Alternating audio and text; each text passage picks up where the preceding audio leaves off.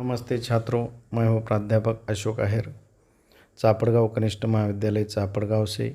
आज की इस वीडियो में हम हिंदी युवक भारती कक्षा 12वीं के अंतर्गत प्रथम पद्य रचना नवनिर्माण कवि त्रिलोचन जी इस कविता का अध्ययन करेंगे।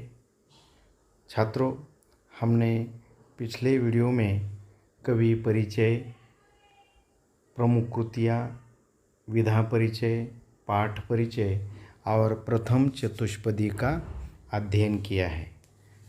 अब आज हम द्वितीय चतुष्पदी से लेकर अन्य चतुष्पदियों का नवनिर्माण के अंतर्गत अध्ययन करेंगे। दूसरी चतुष्पदी है सूत्र यह तोड़ नहीं सकते हैं, तोड़कर जोड़ नहीं सकते हैं। छात्रों, सूत्र यानी धागा।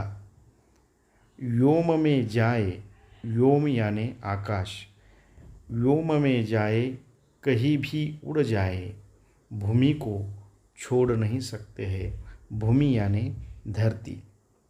छात्रों, इसका अर्थ यह है कि कवि कहते हैं हमें जीवन में रिश्ते और प्रेम के बंधनों को अहमियत देना चाहिए। प्रेम और रिश्तों के बंधन का धागा नाजुक होता है, इसे तोड़ने के बाद हम जोड़ नहीं सकते हैं। इसलिए संबंधों के अहमियत को समझना चाहिए। जिसे तोड़कर हम जोड़ नहीं सकते तो उसे तोड़ने का भी अधिकार नहीं है। धागा एक बार टूट जाता है तो लाख प्रयास करने पर भी पूर्ववत नहीं जुड़ता। जीवन में सफलता पाने के लिए, कामयाबी के लिए कहीं भी चले जाए, हमारे सामने खुला असीम आकाश है। भले ही असीम आकाश में स्वच्छंद उड़ान भरे, पर यहाँ की धरा से हमारा लगाव, आत्मीयता, जुड़ाव जो का त्यों बना रहेगा। दरअसल धरती से जुड़ा रहकर ही मनुष्य लक्ष्य को प्राप्त कर पाते हैं। कहने का तात्पर्य यह है कि सफलता की उड़ान भरने पर अस्तित्व और आधार को नहीं भूलना चाहिए। मातृभूमि के प्रति लगाव जो मन में है वह हमेशा बनाए रखना चाहिए।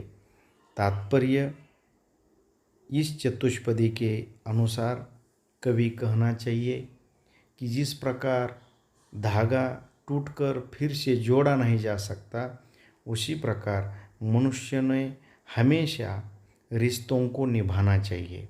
भूमि से रिश्ता नहीं तोड़ना चाहिए। कितना भी आदमी बड़ा क्यों न बन जाए, मनुष्य कितना भी बड़ा बन जाए तो उसने आडंबर या दिखावा नहीं करना चाहिए। इस प्रकार इस चतुष्पदी के अंतर्गत वह हमेशा मातृभूमि के प्रति लगाव रखने के लिए कहते हैं। तीसरी चतुष्पदी है छात्रों, सत्य है, राह में अंधेरा है। राह यानी रास्ता, रोक देने के लिए घेरा है। चहुं ओर से अंधेरा यानी संकटों ने हमारा रास्ता घेरा है। काम भी और तुम करोगे क्या, बढ़ चलो सामने अंधेरा है। यानी कितने भी संकट क्यों ना आए, फिर भी हमें उन संकटों का सामना करते हुए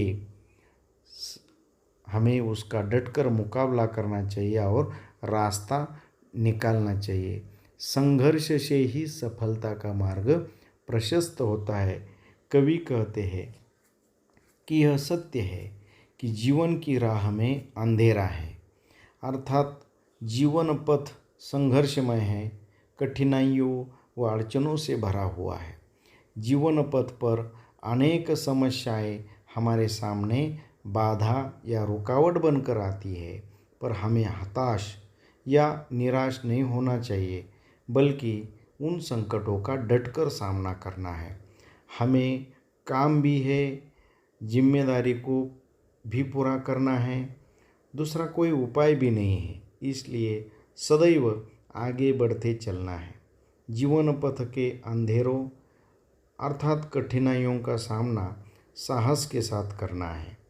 कठिनाइयों के डर से हार नहीं मानना है। यहाँ पर कवि का आशावादी दृष्टिकोण प्रस्तुत होता है।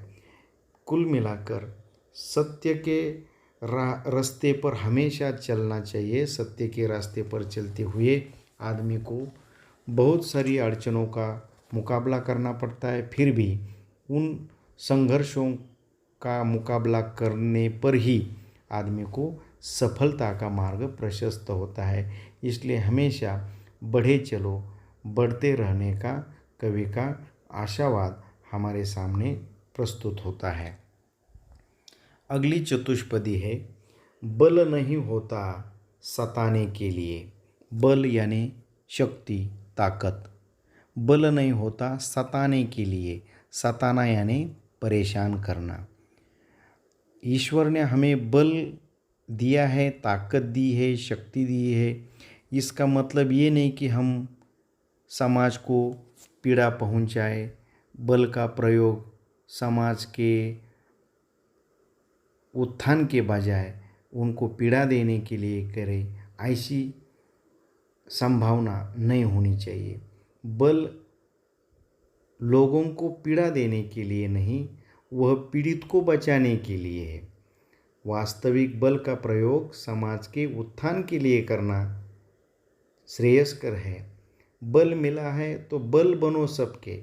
अगर बल दिया है ना ईश्वर ने, तो सबकी ताकत बनकर जियो, लोगों का सहारा बनो, उठ पड़ो न्याय दिलाने के लिए।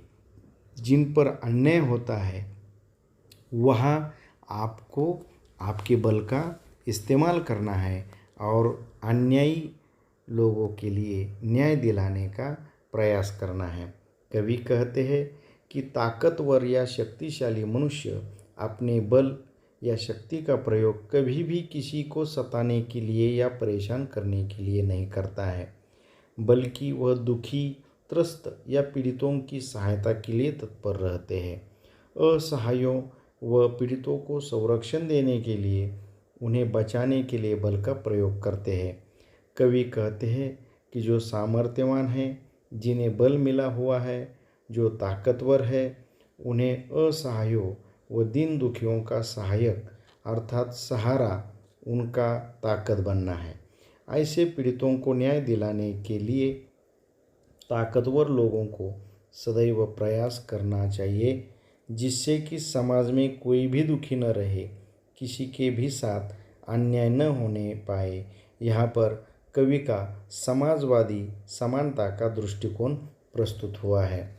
यानी हमें जो ताकत मिली है वह समाज को परेशान करने के लिए नहीं, बल्कि समाज का उत्थान करने के लिए, विकास करने के लिए वह ताकत हमें मिली है। इस प्रकार इस चतुष्पदी के अंतर्गत कवि हमें समाज की ताकत बनने के लिए यहाँ प्रस्तुत हमें बताते हैं। जिसको मंजिल का पता रहता है, मंजिल यानी लक्ष्य, जिसको मंजिल का पता रहता है, पथ के संकट को वही सहता है।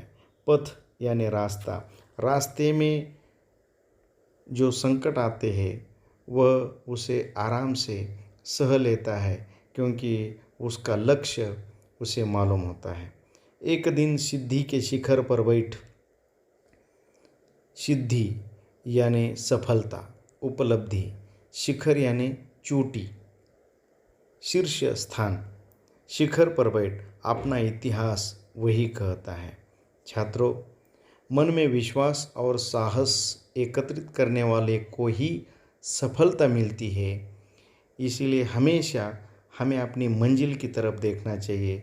हमें हमेशा अपने लक्ष्य की तरफ हमेशा ध्यान रखना चाहिए, तभी व्यक्ति को सफलता मिलती है। कवि कहते हैं कि जिस व्यक्ति को जीवन का उद्देश्य यानी मंजिल का पता होता है, जिसे अपने मंजिल अर्थात लक्ष्य का ज्ञान और ध्यान होता है वह मंजिल तक पहुँचने के लिए सदैव प्रयासरत रहता है। वह जीवन पथ पर अर्थात मंजिल की राह में आने वाली सभी कठिनाइयों, मुसीबतों, संकटों और समस्याओं का सामना करता है। वह सामना करते करते, संघर्ष करते करते मंजिल तक पहुंच जाता है। एक दिन सफलता के शिखर पर विराजमान हो जाता है। ऐसे संघर्ष करने वाले साहसी व्यक्तियों की उपलब्धियों के बारे में इतिहास में बताया जाता है। इनके गौरव की चर्चा या वर्णन इतिहास में मिलता है। इस प्रकार इस चतुष्पदी में हमें हमेशा मन में विश्वास और साहस एकत्रित करके सफलता को हासिल करने के लिए कवि कहते हैं। तो छात्रों, आज के वीडियो में हमने इन 4 चतुष्पदियों का भावार्थ आपको बताया है, कठिन शब्दों को भी आपको बताया है। अगले वीडियो में हम बाकी की चतुष्पदियों का अध्ययन करेंगे। तब तक के लिए छात्रों, धन्यवाद।